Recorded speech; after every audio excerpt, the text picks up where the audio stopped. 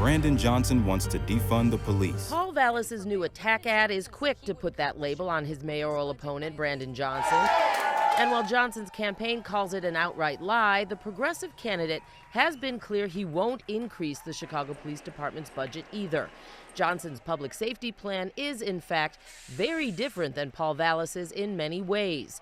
One example, Johnson would not say if he plans to beef up the CPD ranks when I spoke with him in January, despite their dwindling numbers. Do you want to actively recruit more police officers, or are your priorities elsewhere when it comes to public service The question employees? is, how do we keep our communities safer? To do that, Johnson wants to hire mental health professionals to respond to 911 crisis calls instead of having sworn officers do it.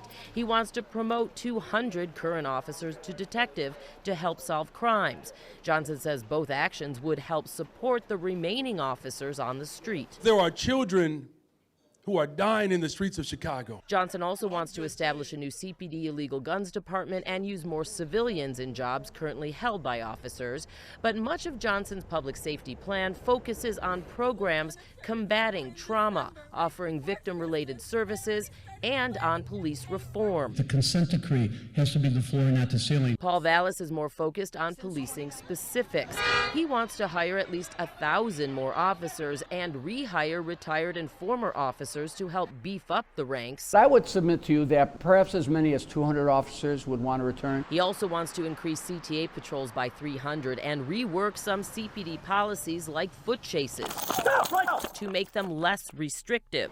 Vallas says that will make policing more proactive. Dana Kozlov, CBS 2 News.